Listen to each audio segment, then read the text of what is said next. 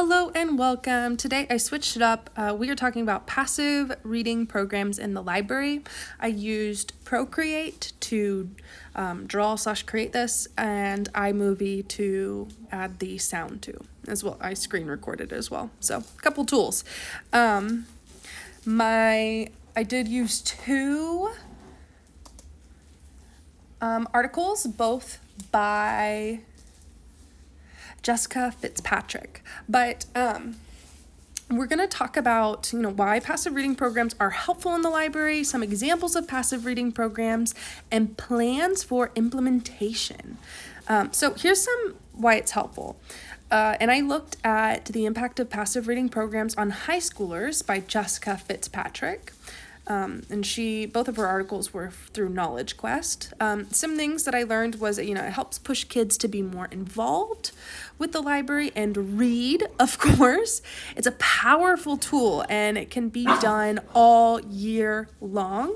And it fosters social and community interaction, which I've definitely seen at my own school. Some example of passive reading programs, and from another one of her articles,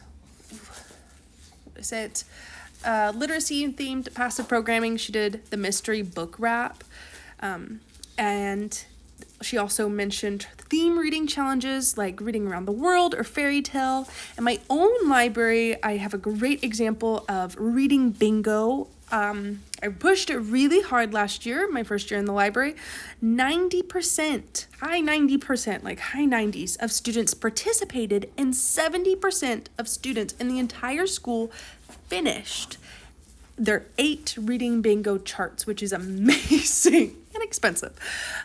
So here are some plans for implementation. So these are some things that I would recommend to consider when you are planning on implementing passive reading programs. First is length. Second is price. And third is the setup / the hands-on work. How much work do you have to put in throughout the whole process? So first, length, how long will it run? Is it going to run a week, a month, a year? The price, how much will it cost the library? Some passive programs are $0. Some are very expensive, like reading bingo. Will there be prizes? Do you have to buy setups, things like that? And then setup, how much work do you have to take to set up? And then do you need to continue to kind of have a hands-on experience? So here's reading bingo. I kind of put this up against those considerations. For reading bingo, it is year-long, just about year-long, August to April. For the cost, we buy charms, we buy a chain to hold those charms, we buy paper for the bingos, we buy t-shirts and medals for those who do it, who finish. I will say lots of participation, which is great, but it also ends up being very expensive. But that's fine. For hands-on, it's your choice for this one. And every program is different. The Past Librarian wasn't as hands-on, but I really put myself into this one. So for me, I did bi-weekly / monthly updates on which classes were in the lead. I made posters, I made charts and, put them out in the hallway. But really, when you're doing a passive program, my recommendation, for myself even, is to have fun and to do the things that you would enjoy. Because I like reading and I like getting excited about reading, and I feel like that if I do, kids will too.